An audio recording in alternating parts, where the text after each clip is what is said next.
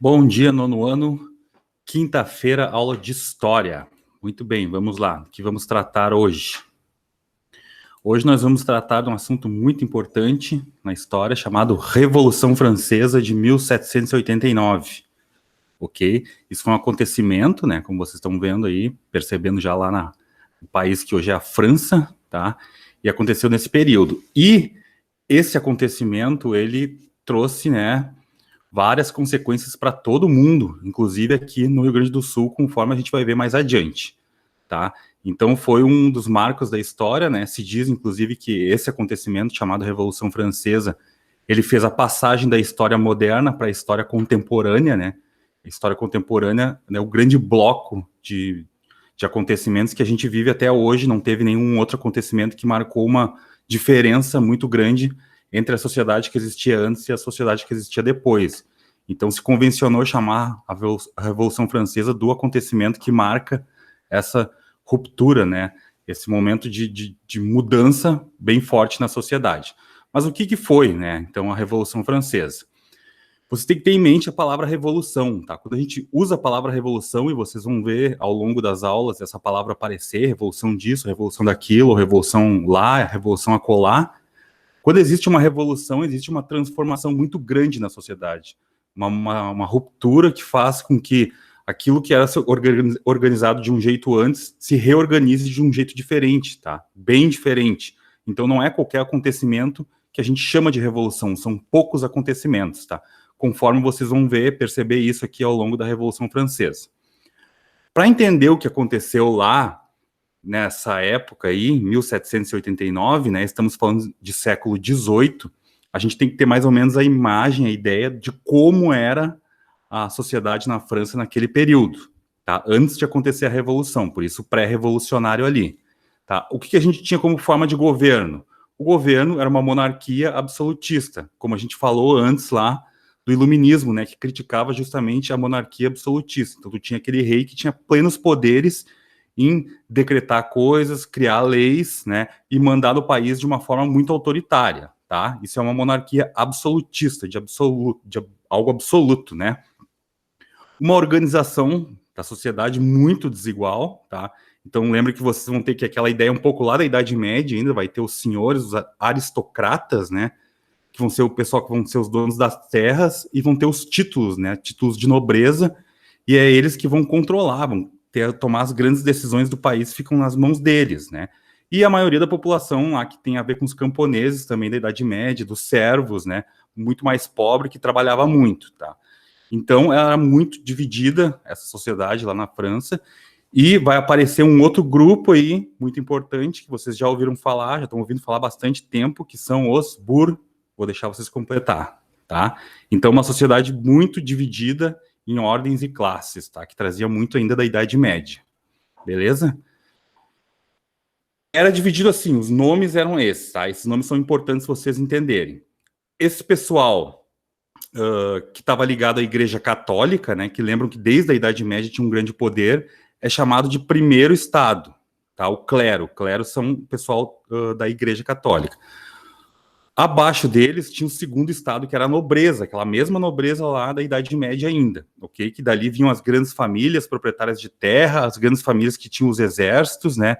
E que controlavam o governo, né? Que, inclusive, o rei vinha de alguma família da nobreza sempre. O rei não vinha de outro lugar, sempre de alguma família nobre, tá? Esse rei absoluto. E o terceiro estado, né? O terceiro estado é importante vocês entenderem, porque ele é dividido em vários grupos diferentes, porque vocês estão vendo ali até pela pirâmide que era 97% da população era do terceiro estado. Então tu vai ter os camponeses, né, que eram aqueles mesmos descendentes do pessoal da Idade Média ainda, que eram os servos, né, os antigos servos. Tu tem esses sans-culottes ali, que é o pessoal que começou a ir para as cidades, né, lembram que começou a surgir, as cidades começaram a aumentar nesse período aí, porque esse período da Revolução Francesa, ele está correndo junto com o período da Revolução Industrial, ok? E está correndo junto com o iluminismo, que são todos os conteúdos que a gente está vendo agora. Tá tudo isso acontecendo ao mesmo tempo, tá bom, gente? E essa galera, esses sans-culottes, era o pessoal que ia para cidades e acabava sendo tipo um morador de rua, o pessoal que não tinha emprego nas fábricas, não era de nenhuma família, não era camponês e acabava vivendo nas ruas, tá? Essa é uma tradução livre para sem calças, né? Eles apelidavam esse pessoal que não tinha calça, porque para te ter calça, tu tinha que ter uma condição. Não era tão fácil tu ter uma calça naquele período, né? Tu não ia lá e comprava uma calça R$29,90 num Big, tá? Não existia isso na época, tá? E também do terceiro estado, prestem bem atenção, a burguesia, os donos das fábricas que estavam recém acumulando grana por causa da Revolução Industrial. Vocês lembram que os burgueses surgiram lá com o comércio no final da Idade Média e depois eles investiram nas fábricas no início da Revolução Industrial, começaram a enriquecer, mas eles não eram da nobreza, porque eles não tinham ligação com aquelas famílias muito tradicionais. Então a burguesia ela tem dinheiro, tem recursos, mas ela não consegue acessar o governo, por exemplo, ela não consegue tomar decisões. Quem faz isso é a nobreza, tá? Muito importante. Então a burguesia fazendo parte do terceiro estado. E é por causa disso que vai, digamos, impulsionar, assim, a Revolução Francesa. Ok, gente? Seguindo, ali é uma imagem dos sans-culottes, do pessoal do terceiro estado, né? Artesãos também, tu podia ter, trabalhadores das fábricas também faziam parte desse terceiro estado, os camponeses, como falei antes, etc. Todo esse bolo aí fazia parte do terceiro estado. Aí uma charge que fizeram na época, né, que coloca ali aquele senhor como um representante do terceiro estado e ele carrega nas costas, tá? Ali vocês estão vendo uma figura com um crucifixo, né, que é alguém do clero, primeiro estado, e alguém com uma típica vestimenta de uma família nobre, né, segundo estado. Então, a imagem é essa de quem está carregando esse pessoal nas costas é o terceiro estado, que é a grande maioria das pessoas e que são justamente as pessoas que não têm acesso a tomar as decisões, tá? Vocês vão ver isso agora em prática, tá? E aí tu já tinha essa, digamos, organização da sociedade meio complicada, né, ou complicadíssima, tá? E tu vai ter uma baita de uma crise econômica nesse período aí do século XVIII na França, tá? Então, a nobreza gastava muito dinheiro, tá? Porque o pessoal da nobreza, gente, eles não trabalhavam, assim. Eles tinham os cargos do governo, eram os donos das terras e gastavam, viviam uma vida extremamente luxuosa, com muitas festas, muitas viagens, né? E tudo isso era pago por aquele pessoal do terceiro estado lá, né? Que a gente chama de imposto ou tributo, né? Que vai alimentando e sustentando, né, todo esse governo aí, que era controlado pelo primeiro e segundo estado. Aí a França teve uma guerra lá que ela perdeu, e aí isso piorou ainda. Então, quando tem crise econômica, significa que os preços das coisas ficam mais caros, que já há desemprego, que as pessoas não conseguem ter acesso à renda, e isso tudo vai complicando, tá? Então, e além disso, teve más colheitas no campo, tudo isso foi agravando e piorando a situação dessa França aí que tinha esse modelo, essa organização social que era muito complicada na época, ok? Então aqui tem uma espécie de continha para vocês visualizarem isso, né? Que é a situação de exploração do terceiro estado, que estava se sentindo desgastado, lembram da imagem ali do cara carregando os outros nas costas, né?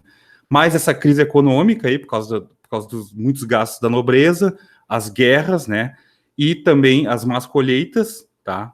Tudo isso somou ao que vocês já viram, que eram as ideias iluministas. Agora, se tu lembrar disso, cara, eu vou adorar muito, tá? Se tu vai lembrar que os filósofos iluministas, eles criticavam principalmente o quê? Vocês lembram? Criticavam a monarquia absolutista e o clero, justamente isso. Então, vocês acham que para a burguesia que fazia parte do terceiro estado, as ideias iluministas vão ser interessantes ou não? Tá? Pensem aí. E isso vai dar igual à Revolução Francesa, né? Essa grande mudança, essa grande estrutura que vem de uma forma bem violenta. Como eu coloquei no videozinho ali, se vocês tiverem algum pouco de medo de ver sangue, não assistam aquele vídeo ali que eu estou mandando ali para vocês junto, tá? Porque ele tem bastante. Tá? E aí acontece o quê? Tá naquela crise econômica. O rei, que é o monarca absoluto, chama todo mundo, né, os representantes de cada um, os representantes do clero, os representantes da nobreza e os representantes do terceiro estado, para a gente achar uma forma de sair da crise. Só que tinha um problema ali. Para votar, tá, as decisões naquela época, o voto era por estado. Ou seja, tinha o primeiro, o segundo e o terceiro estado, que está escrito ali, voto por estado. O terceiro estado achava isso injusto, ele queria que o voto fosse por cabeça, por número de pessoas. O terceiro estado, vocês perceberam que tem bem mais gente. Só que todas as decisões nesse período dessa França absolutista e da monarquia, o voto era por estado. E agora, se vocês conseguirem raciocinar um pouquinho, vocês já vão entender que o primeiro e o segundo estado sempre tinham interesses em comum. Então, o primeiro e o segundo estado sempre iam votar do mesmo jeito. Então, o placar dessa votação ia ser sempre o quê? 2-1, porque os interesses do primeiro estado e segundo eram iguais e contrários aos interesses do terceiro estado. O terceiro estado propunha uma coisa, o primeiro e o segundo estado não concordavam. Então, sempre o terceiro estado perdia por 2-1, né? Que está escrito ali, não aceitando o voto por estado, o terceiro estado retira-se da reunião e decide se reunir separadamente, tá? Apoiados por deputados dissidentes que saíram da nobreza do clero, o terceiro estado declara estar reunido em Assembleia Nacional. Eles saem da reunião e tentam fazer com que aquilo não valha, né? Aí uma imagem da reunião dos estados, que era um bate-boca, né? Mais ou menos como se fosse antes, né? Da Câmara dos Deputados de hoje, ok? E acontece o que daí nesse processo? O rei, a grande solução que o rei imagina para resolver os problemas econômicos e sociais que existiam na França, ele acha que o terceiro estado deve pagar mais impostos. Agora vocês imaginem, o terceiro estado vai ficar feliz com isso? Não. O rei coloca mesmo assim em votação, né, para solucionarmos o problema da nossa crise no nosso país, a gente quer que o terceiro estado pague mais impostos. Aí vai o primeiro e segundo estado, votam, beleza, rei, a favor. O terceiro estado vota contra e acontece o quê? O famoso placar sempre de 2-1, né? E o terceiro estado perde isso de novo, por isso que eles, né, saem e decidem não mais participar dessa reunião. Então, o que acontece o quê? O terceiro estado se reúne e, a partir disso, ele começa a fazer uma propaganda para que as pessoas, a população pobre, né, da França, se una ao terceiro estado para derrubar de vez esse governo absolutista que é controlado pelo primeiro e pelo segundo estado. Então, a primeira coisa que o terceiro estado faz, eles invadem essa prisão que vocês estão vendo uma imagem que se chamava Bastilha, tá? Que era lá onde o rei colocava todo mundo que criticava ele, né? Lembra que era um rei absolutista, um monarca absolutista. E vocês lembram que o terceiro estado, influenciado pelo iluminismo, ele vai acreditar na liberdade de expressão. E na época, todo mundo que criticava ou fazia alguma coisa contra o rei ia para dentro dessa prisão aí chamada Bastilha, tá? Então o terceiro estado viu como uma maneira de iniciar uma grande revolta popular, invadir esta prisão e tirar todos os presos que estavam lá dentro, tá? E a partir desse momento da tomada da Bastilha, que é 14 de julho de 1789, que se diz que realmente começou a Revolução Francesa, começou essa transformação. Isso é comemorado lá no país deles até hoje, um feriado nacional, assim como é, por exemplo, o nosso 7 de setembro aqui, tá? Que eles consideram o marco do início da Revolução Francesa. Ok? Então, a partir disso, começa uma série de revoltas muito violentas dentro, né? O rei tenta fugir, ele consegue fugir em algum momento, ele é encontrado já nas fronteiras, quase fora do país, onde ele e a sua família são capturados, o rei, a sua esposa, os príncipes, tá? E o pessoal do terceiro estado aí, então, que começa as revoltas, eles assassinam, tá? A família real, ok? E aí eles se reúnem, o pessoal da aristocracia, que era o segundo estado, começa a tentar fugir, porque tá revolta em cima de revolta, tá? O negócio começa a ficar feio, e aí o pessoal do terceiro estado consegue pegar vários aristocratas ali tentando fugir, executá-los, tá? E aí o terceiro estado, liderado pela burguesia, começa a criar uma nova forma de governo, uma nova organização de governo, tá? Inspirado muito lá pelas ideias do iluminismo, como vocês viram. Então, alguns pontos aqui que vocês podem ver. Se decreta o fim, né, a abolição dos privilégios feudais, que eram aquele que os nobres tinham, de deter as terras, de deter os cargos nos governos, tá? Aprovar uma constituição civil.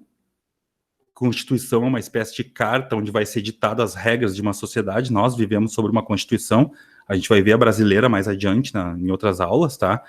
Vão confiscar, tirar os bens da Igreja Católica, que a Igreja Católica tinha muitos bens, muitas obras de artes, ouro, prata, né, inclusive que vem aqui da América, né, e muitas terras, né, então esse governo, novo governo aí, liderado pela burguesia, vai confiscar todos esses bens da Igreja Católica, isso vai passar para o governo agora, o novo governo que está recém se formando, que ainda não tem nenhum nome, tá, eles estão ali começando a fazer uma série de mudanças, mas eles não têm ainda uma organização fechada, isso vai aparecer depois. Vão publicar a Declaração dos Direitos do Homem e do Cidadão, né, que vai ser toda aquela ideia do iluminismo que a gente viu nas últimas aulas, tentar tentando se colocar em prática aquilo, tá? Porque a gente vai perceber também que uma coisa é tu ter uma ideia, outra coisa é tu colocar ela em prática.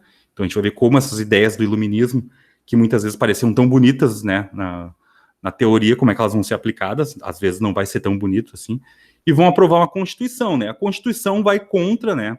Vocês lembram lá do Montesquieu, aqueles caras que a gente viu, do iluminismo, que eles defendiam isso.